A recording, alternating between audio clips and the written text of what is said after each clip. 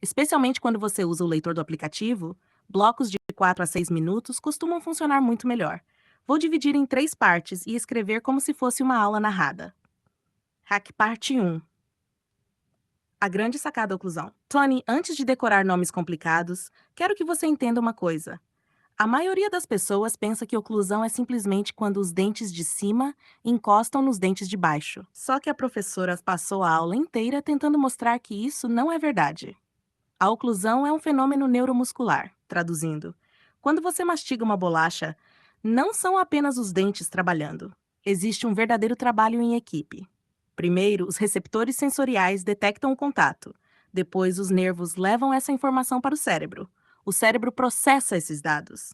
Em seguida, os músculos recebem comandos para aumentar ou diminuir a força.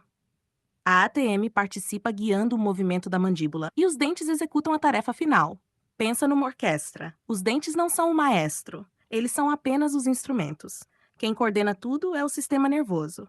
Por isso, a professora insiste que a oclusão é um fenômeno e neuromuscular. Agora entra o personagem principal da prova, o nervo trigêmeo. Ele é o quinto par craniano, costuma ser chamado de maestro da oclusão. E não é exagero. Ele funciona como um grande cabo de comunicação entre a boca e o cérebro. A parte sensitiva recebe informações como tato, dor, pressão, posição dos dentes e da mandíbula. Já a parte motora controla os músculos mastigatórios. Quando você morde uma castanha, por exemplo, o trigêmeo informa ao cérebro quanta força está sendo aplicada. O cérebro responde. E os músculos ajustam a mordida. É por isso que você consegue mastigar um pão macio e uma castanha dura sem quebrar os dentes. Se a prova perguntar qual é o principal nervo do sistema estomatognático, a resposta é simples: nervo trigêmeo. Agora, guarda uma frase que resume metade da matéria. A mastigação é um processo mecânico e neuromuscular coordenado pelo nervo trigêmeo. Se essa frase ficar clara na tua cabeça, o restante do conteúdo começa a fazer sentido. Parte 2. Os sensores secretos da mastigação. Agora imagine que você está comendo feijão. No meio do feijão existe uma pedrinha escondida. Você morde. Mas antes que o dente quebre, o organismo percebe o problema. Como isso acontece? Graças aos sensores da mastigação. O primeiro deles é o receptor do ligamento periodontal. Esses receptores ficam ao redor das raízes dos dentes. São extremamente sensíveis. Eles conseguem perceber pequenas forças e pequenos movimentos. Quando um alimento encosta nos dentes, esses receptores já começam a enviar informações. Eles funcionam como sensores de pressão. O segundo grupo são os fusos musculares. Eles ficam principalmente nos músculos masseter e temporal. A função deles é monitorar o estiramento muscular. Imagine o cabo de aço de uma ponte. Se o cabo estica demais, o sistema percebe. Os fusos musculares fazem exatamente isso. Eles ajudam a controlar a intensidade da força mastigatória. O terceiro grupo são os receptores da ATM. Eles informam a posição da mandíbula. São como um GPS. Graças a eles, o cérebro sabe exatamente onde a mandíbula está durante os movimentos. Essas informações chegam ao tronco encefálico. Lá existe algo chamado gerador central de padrão. Não precisa decorar um nome complicado, basta entender a função. Ele coordena os movimentos repetitivos da mastigação. Pensa no movimento automático de abrir e fechar a boca. Você não precisa ficar calculando cada movimento. O sistema faz isso sozinho. E aqui aparecem dois reflexos importantes. Primeiro, reflexo miotático. Esse reflexo acontece quando o músculo é esticado. A resposta é uma contração automática. Ele ajuda a manter o tônus muscular e a estabilidade mandibular. Segundo, reflexo inibitório periodontal. Esse costuma aparecer em prova. Imagine que você morde algo extremamente duro. O organismo interpreta que existe risco de dano. Então, reduz imediatamente a força mastigatória. É um mecanismo de proteção. A função dele é proteger os dentes, o periodonto, as estruturas de suporte. Resumindo, o reflexo miotático ajuda a manter a estabilidade. O reflexo inibitório periodontal ajuda a evitar lesões. Parte 3. Anatomia dentária que mais tem cara de prova. Agora vamos para a parte mais visual da matéria. Todo dente possui 3 regiões principais: coroa, colo, raiz. A coroa é a parte visível. É a região coberta por esmalte. O colo é a área de transição entre coroa e raiz, também chamado de linha cervical. A raiz é a parte inserida no osso alveolar. Ela é revestida por cemento. Falando nos tecidos dentários. O esmalte é o tecido mais duro do corpo humano. possui cerca de 96% de conteúdo mineral, mas tem uma limitação importante: não se regenera. A dentina fica logo abaixo do esmalte. Ela é responsável pela maior parte da sensibilidade dentária. A polpa é a parte viva do dente. Contém vasos sanguíneos e nervos. Por isso, quando uma cárie atinge a polpa, a dor costuma ser intensa. O cemento reveste a raiz e permite a inserção das fibras do ligamento periodontal. Agora vamos diferenciar dentes anteriores e posteriores. Os anteriores são os incisivos e os caninos. A função principal deles é cortar. Pensa numa tesoura. Os incisivos fazem a apreensão e o corte inicial dos alimentos. Os caninos auxiliam no rasgamento. Já os dentes posteriores são os pré-molares e molares. A função deles é triturar. Pensa num moinho. Eles possuem superfícies mais largas e são adaptados para esmagar os alimentos. Outra coisa que costuma cair são as faces dentárias. Vestibular é a face voltada para lábios ou bochechas. Lingual é a face voltada para a língua. Palatina é a face voltada para o palato. Mesial é a face mais próxima da linha média. Distal é a mais distante da linha média. Oclusal é a superfície mastigatória dos dentes posteriores. Por fim, alguns acidentes anatômicos importantes. Cúspide é a ponta dos dentes posteriores, fundamental para a trituração. Cíngulo, saliência localizada na face lingual dos incisivos e caninos. Bossa, elevação arredondada da superfície dentária. Tubérculo, pequena saliência acessória. E aqui vem uma frase que resume toda a matéria. A forma do dente existe para cumprir uma função. Os dentes anteriores cortam, os posteriores trituram, os sensores monitoram, os músculos executam, o nervo trigêmeo coordena e a oclusão é o resultado da integração de tudo isso. Se eu tivesse que escolher o conteúdo com mais chance de aparecer em prova objetiva, seria exatamente este, porque os nomes parecem parecidos e muita gente se confunde. Vamos montar um filme mental. Imagine que você está sentado no sofá assistindo Netflix. Você não está falando, não está mastigando, não está apertando os dentes. Sua mandíbula está relaxada. Nessa situação, existe um pequeno espaço entre os dentes superiores e inferiores. Essa posição é chamada de dimensão vertical de repouso, DVR. Guarda a ideia principal, mandíbula relaxada, dentes sem contato. Agora imagine outra situação. Você fecha a boca normalmente, sem pensar, sem forçar. Os dentes encontram a posição em que encaixam melhor. Essa posição é chamada máxima intercuspidação habitual. A palavra complicada assusta, mas significa apenas o melhor encaixe natural dos dentes. Quando você fecha a boca agora, os dentes provavelmente estão em NMHI. Aí vem a pegadinha favorita das provas. Relação cêntrica. Muita gente acha que é a mesma coisa que MHI, mas não é. Na relação cêntrica, o que importa não são os dentes.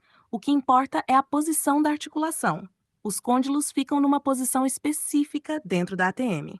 Por isso, a definição clássica é posição mandibular independente do contato dentário. Ou seja, mesmo que a pessoa não tivesse dentes, ela ainda poderia estar em relação cêntrica. Agora vamos comparar. Quem aí manda são os dentes. Quem manda é a articulação. Se aparecer questão de comparação, essa diferença geralmente resolve a pergunta inteira. Agora vem o último conceito.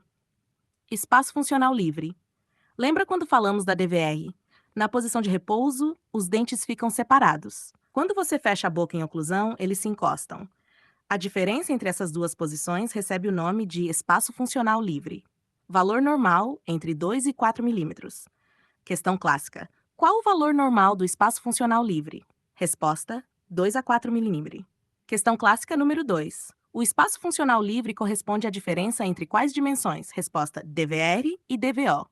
Agora vamos traduzir isso numa historinha. Imagine um elevador. Quando ele está parado um pouco acima do térreo, existe um pequeno espaço. Essa seria a DVR. Quando ele desce totalmente até o chão, seria a DVO. A distância entre uma posição e outra seria o espaço funcional livre. Pronto. Você acabou de entender um dos assuntos mais cobrados da oclusão. NEC Parte 5. Os músculos da mastigação que você precisa saber. Se a professora não for muito aprofundada, provavelmente ela vai cobrar os músculos mais famosos. E 2 deles já apareceram naquela lista da tua amiga. Primeiro, masseter. Esse é o astro da mastigação, quando você aperta os dentes com força, quando morde uma carne mais dura, quando faz força para fechar a boca. Quem está trabalhando o masseter? Função principal: elevação da mandíbula. Traduzindo, fechar a boca. Por isso, a resposta mais segura para a pergunta qual músculo faz elevação da mandíbula é masseter. Agora vamos para o segundo. Pterigoideu lateral. Esse costuma aparecer porque faz um movimento diferente. A principal função dele é protusão da mandíbula. Mas o que é protusão? Empurrar a mandíbula para frente. Faz aí um teste. Empurra o queixo para frente como se fosse um coelhinho. Esse movimento é a protusão. Quem participa fortemente dele? Pterigoideu lateral. Além disso, ele ajuda na abertura da boca nos movimentos laterais da mastigação. Se aparecer uma questão dizendo qual músculo está mais relacionado à protusão mandibular, a resposta mais segura é pterigoide lateral. Agora uma dica de memória. Masseter, massa, força, mordida, fechamento, pterigoide lateral, movimento, deslocamento, mandíbula para frente. Resumão de fixação rápida, DVR, mandíbula em repouso, dentes separados, MHI, melhor encaixe dos dentes, RC, posição da mandíbula independente dos dentes. Espaço funcional livre, diferença entre DVR e DVO, valor normal de 2 a 4 milímetros. Masseter eleva a mandíbula, fecha a boca. Pterigoide lateral, protusão mandibular, leva a mandíbula para frente. Se você conseguir explicar esses 6 conceitos sem olhar o material, já está dominando uma parte enorme da prova. Na próxima parte, a gente pode fazer um treino de questões exatamente no estilo que professores de fisiologia oral e oclusão costumam aplicar.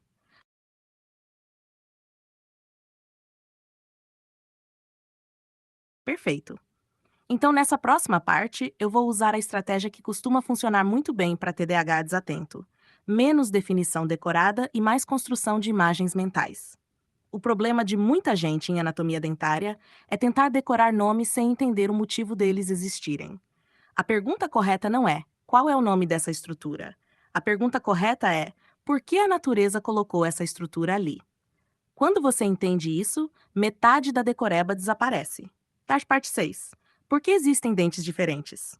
Tony e Adriana imaginem uma cozinha. Numa cozinha existem uma faca, uma tesoura, um ralador, um liquidificador. Todos servem para mexer com alimentos, mas cada um faz uma etapa diferente. Com os dentes acontece exatamente a mesma coisa. A arcada dentária é uma cozinha biológica. Cada grupo de dentes foi criado para uma função específica. Incisivos, as facas da boca. Os incisivos são os dentes da frente. Quando você morde uma maçã, quando corta um sanduíche, quando arranca um pedaço de pizza. Quem trabalha primeiro? Os incisivos. Eles são finos e afiados porque foram feitos para cortar. Pensa numa tesoura. Função principal: apreensão e corte. Caninos, os ganchos da boca. Agora imagina um cachorro segurando um osso. Por que os caninos são pontudos? Porque servem para rasgar. Nos humanos, essa função é menos intensa, mas continua existindo.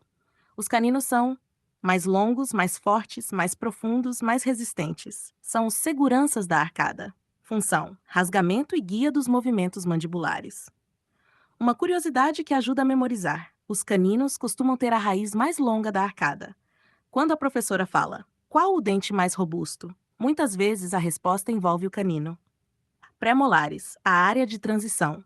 Agora imagina uma linha de produção. O alimento já foi cortado, mas ainda não foi triturado. Quem assume? Os pré-molares. Eles fazem uma mistura de funções. Ainda possuem cúspides relativamente pontiagudas, mas já começam a esmagar o alimento. Função: esmagamento inicial. Molares, igual os liquidificadores da boca. Agora chegou o trabalho pesado. Os molares são enormes, têm várias cúspides. Frequentemente possuem mais de uma raiz. Foram feitos para triturar. Pensa num moinho, pensa num pilão, pensa num triturador industrial. Essa é a função dos molares: trituração profunda. Se a prova perguntar qual grupo dentário é especializado em triturar, resposta: molares. O segredo das raízes. Agora vem uma lógica interessante. A natureza colocou mais raízes exatamente nos dentes que recebem mais força. Olha como isso faz sentido. Incisivo: recebe pouca força. Normalmente uma raiz. Canino: recebe mais força, uma raiz enorme. Molar: recebe muita força, 2 ou 3 raízes. A estrutura acompanha a função. Isso costuma aparecer em prova discursiva. O dente é uma casa. Agora vamos imaginar um dente como uma casa. A maioria dos alunos tenta decorar esmalte, dentina, polpa e cimento separadamente. Mas vamos construir uma imagem. O esmalte é o telhado. Fica por fora. Protege tudo. É extremamente duro. 96% mineral. Mas tem um problema. Se quebrar, não se regenera. Igual uma telha quebrada. A dentina é a parede. Fica logo abaixo do esmalte. forma o corpo principal do dente, possui túbulos dentinários, por isso transmite sensibilidade. Quando uma pessoa toma água gelada e sente aquele choque, na maioria das vezes a dentina está envolvida. A polpa é a sala de máquinas, é a parte viva. Tem vasos, tem nervos, tem células. É o coração biológico do dente. Quando a cárie chega na polpa, a dor costuma virar um verdadeiro inferno, porque agora o nervo foi atingido. O cemento é a fundação. Ele recobre a raiz. Serve para prender as fibras do ligamento periodontal. Sem ele, o dente perderia a estabilidade. O dente não está colado no osso. Essa é uma das ideias mais legais da matéria. Parece que o dente está cimentado no osso, mas não está. Existe uma pequena faixa chamada ligamento periodontal. Pensa num prédio construído sobre amortecedores. Quando você mastiga, quando morde, quando aperta os dentes, as forças são absorvidas por esse sistema. Por isso, o dente não quebra nem transmite todo o impacto diretamente para o osso. O ligamento periodontal funciona como uma suspensão de carro. Essa analogia costuma fazer o conceito nunca mais ser esquecido, o bizu de ouro. Se aparecer uma questão discursiva perguntando por que os dentes possuem formas diferentes, a resposta quase sempre gira em torno desta frase. A anatomia dentária é especializada para cumprir funções específicas na mastigação.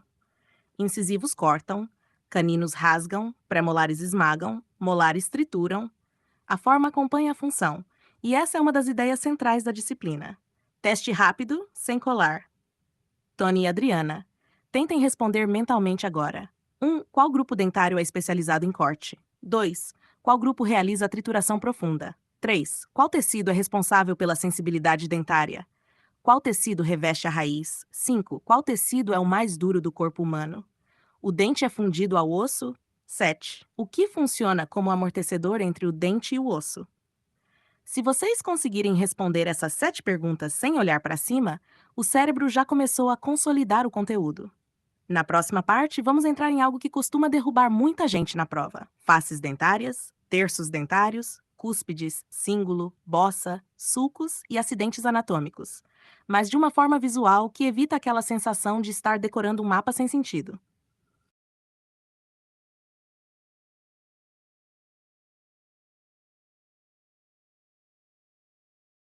Parte 7. Faces dentárias, terços e acidentes anatômicos sem sofrimento, Tony e Adriana.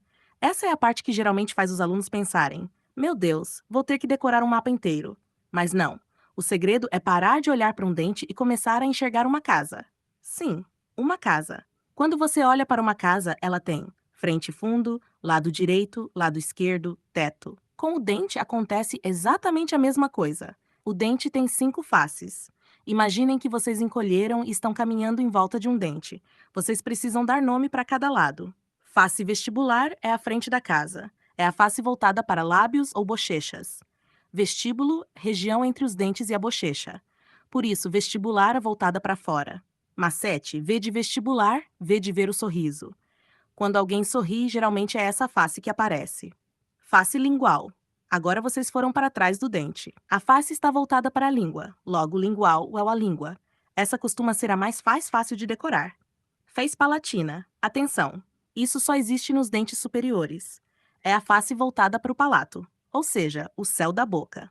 Pergunta clássica: qual a diferença entre lingual e palatina? Resposta: nos dentes inferiores usamos o termo lingual. Nos superiores, normalmente usamos palatina. Face mesial. Agora vamos imaginar uma avenida passando bem no meio do rosto. Essa avenida chama-se linha média. A face mais próxima dessa avenida é mesial. Macete, mesial, mais perto do meio. Face distal. Agora vocês caminharam para o lado oposto. A face mais distante da linha média recebe o nome distal. Macete, distal ao distante. Pronto. Só isso resolve a maioria das questões sobre faces. Uma pegadinha que adoram. Imaginem um incisivo central superior direito. Qual lado dele é mesial? O lado voltado para o outro incisivo central, porque está mais próximo da linha média. Não importa se está à direita ou à esquerda. Importa apenas a proximidade da linha média. Agora vamos fatiar o dente. A professora mostrou um esquema dividindo os dentes em partes. Muitos alunos decoram isso errado. Vamos usar a imagem de um prédio. Terço incisal ou oclusal é o andar mais alto. Nos incisivos, chama-se incisal. Nos posteriores, chama-se oclusal. É a área que mastiga ou corta. Terço médio é o andar do meio, nem perto da gengiva, nem perto da superfície mastigatória. Terço cervical é a região próxima da gengiva, como se fosse a base do prédio. Lembra da palavra colo? Vem daí. Terço apical. Agora estamos falando da raiz. É a ponta final da raiz, o ápice. É lá que entram vasos e nervos. Por que isso cai em prova? Porque a professora pode perguntar: uma lesão localizada no terço cervical vestibular. E você precisa saber exatamente onde isso fica.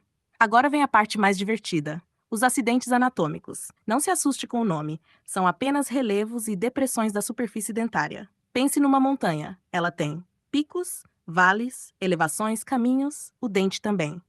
Cúspide. A cúspide é o pico da montanha, é a elevação mais importante dos dentes posteriores. Função: triturar alimentos. Quando você olha um molar, aquelas pontinhas são as cúspides. Questão clássica: qual estrutura é fundamental para a trituração? Resposta: cúspides, símbolo. Esse costuma aparecer. Pensa numa barriguinha, uma saliência arredondada. Ela fica na face lingual dos incisivos e caninos. A professora mostrou isso no slide. Se olhar por trás de um incisivo superior, verá uma pequena elevação próxima à gengiva. Isso é o cíngulo. Macete: cíngulo a cinturinha atrás dos dentes anteriores. Bossa. Agora imagine uma pequena colina. A bossa é uma elevação arredondada. Não é tão definida quanto uma cúspide, mas é visível, principalmente próxima ao terço cervical. Tubérculo é uma pequena saliência acessória, uma espécie de mini cúspide. O exemplo mais famoso, tubérculo de Carabelli. A professora citou isso nos slides. Não costuma ser funcional, é apenas uma característica anatômica. Agora vamos para os vales. Até agora falamos das montanhas. Agora vem os vales. Sulco principal. Imaginem um rio cortando uma montanha. O sulco principal é exatamente isso. Uma depressão mais profunda. Ele separa cúspides importantes. Se você olhar a superfície oclusal de um molar, vai enxergar esse rio atravessando o dente. Sulco secundário. São os riachos menores, mais rasos, mais delicados, partem do sulco principal. Crista marginal. Agora imagine uma mureta, uma borda elevada. Ela fica nas extremidades da face oclusal. Sua função é unir partes do dente e delimitar a superfície mastigatória. Ponte de esmalte. Essa é fácil. Imagine uma ponte atravessando um rio. Ela cruza um sulco, ligando duas cúspides, por isso recebe esse nome. O macete supremo. Se você esquecer tudo amanhã, lembre disso. Montanhas, elevações, vales, depressões. Elevações importantes: cúspide, cíngulo, bossa, tubérculo. Depressões importantes: sulco principal, sulco secundário. E essa lógica costuma responder metade das questões de topografia dentária. Mini desafio de fixação. Sem olhar para cima. 1. Qual face fica voltada para a língua? 2. Qual face fica mais próxima da linha média? 3. Qual estrutura parece o pico de uma montanha? 4. Qual estrutura fica na face lingual dos incisivos e caninos? 5. Qual sulco é mais profundo? O que separa as cúspides? 7. O que significa distal? 8. O que significa vestibular?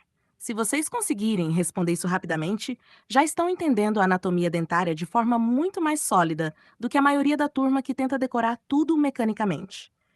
E sendo bem sincero, essa parte combinada com MHI, RC, DVR, espaço funcional livre, nervo trigêmeo e receptores sensoriais, já parece cobrir algo perto de 80% do que esses slides sugerem para a prova.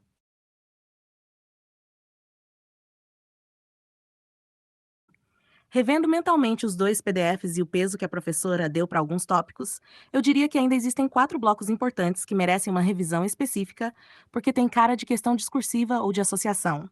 Iona melhor para TDAH. Primeiro o filme mental, depois os detalhes.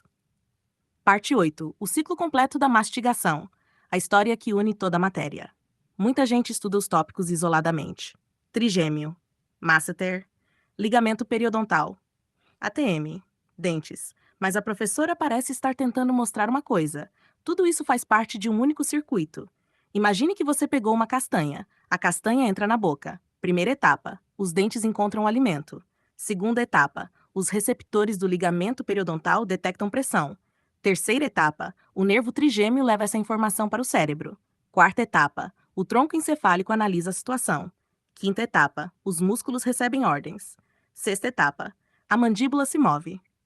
Sétima etapa: nova mordida acontece. O processo recomeça. É como um GPS recalculando a rota a cada segundo. A mastigação não é uma sequência programada uma única vez. Ela é constantemente corrigida. O que acontece quando você morde algo muito duro? Essa situação resume vários tópicos da prova. Imagine uma pedra escondida dentro do feijão. Você morde. Os receptores periodontais percebem imediatamente. A informação sobe pelo trigêmeo. O cérebro interpreta que existe risco. A força mastigatória é reduzida. Resultado: você protege o esmalte, a dentina, a polpa, o periodonto, a ATM. Isso é exatamente o papel do reflexo inibitório periodontal. A palavra inibitório ajuda. Ele inibe, ele reduz, ele freia. Parte 9. A ATM não é uma dobradiça. Esse conceito costuma derrubar alunos. Muita gente imagina a ATM como uma porta. Abre, fecha. Mas a ATM é muito mais sofisticada. Ela faz dois movimentos ao mesmo tempo. Movimento 1. Rotação. Imagine uma gangorra. O côndilo gira. Esse movimento acontece principalmente no início da abertura da boca. Movimento 2. Translação. Agora imagine uma gaveta deslizando. O côndilo não apenas gira, ele também desliza para frente. Isso é a translação. A abertura ampla da boca depende muito desse movimento. Macete visual. Rotação parece uma roda girando. Translação parece uma gaveta correndo sobre trilhos. ATM normal usa os dois movimentos. Isso ajuda a entender por que o pterigoide lateral é tão importante. Ele participa justamente dos movimentos anteriores da mandíbula. Parte 10. Por que o masseter é tão importante? A professora citou várias vezes o masseter, e existe um motivo. Imagine um alicate. Quanto mais perto da articulação você segura o objeto, menor a força. Quanto mais distante, maior a vantagem mecânica. O masseter possui uma posição extremamente favorável para gerar força. Por isso, ele é considerado um dos músculos mais potentes do corpo, proporcionalmente ao tamanho. Função principal: elevação mandibular. Tradução: fechamento da boca. Quando a prova perguntar qual músculo está mais relacionado à força mastigatória, pense imediatamente: masseter. Parte 11. O conceito que une anatomia e fisiologia. Essa talvez seja a ideia mais importante da disciplina inteira. Tudo segue uma regra simples. Estrutura determina função. Vamos olhar alguns exemplos. Incisivos são finos, logo cortam. Caninos são pontiagudos, logo rasgam. Molares são largos, logo trituram. Ligamento periodontal possui receptores sensoriais, logo detecta pressão. Trigêmeo possui funções sensitivas e motoras, logo coordena a mastigação. Masseter é robusto, logo gera força. ATM possui rotação e translação, logo permite movimentos complexos. Quando você entende essa lógica, a matéria inteira deixa de parecer uma lista de nomes. Ela vira uma sequência de relações causa e efeito. Resumão de véspera de prova. Se eu fosse revisar daqui a pouco antes de dormir, eu repetiria apenas estas frases. A mastigação é um processo mecânico e neuromuscular. O nervo trigêmeo coordena a mastigação. O ligamento periodontal detecta a pressão. O reflexo inibitório periodontal protege dentes e periodonto. O masseter eleva a mandíbula. O pterigoide lateral promove protusão. A ATM realiza rotação e translação. MHI depende dos dentes. Relação cêntrica depende da articulação. DVR é a posição de repouso. O espaço funcional livre mede de 2 a 4 milímetros. Incisivos cortam. Caninos rasgam. Pré-molares esmagam. Molares trituram. Esmalte é o tecido mais duro do corpo. Dentina está relacionada à sensibilidade. Polpa contém vasos e nervos. Cemento reveste a raiz. Ligamento periodontal funciona como amortecedor. Estrutura determina a função. Sendo sincero, depois de analisar o material que você enviou, eu teria muito mais medo de uma prova cobrando conceitos integrados de mastigação, trigêmeo, receptores, ATM, MHI e RC do que de uma prova cobrando detalhes minuciosos de anatomia. Esses parecem ser os temas que a professora mais enfatizou nos slides.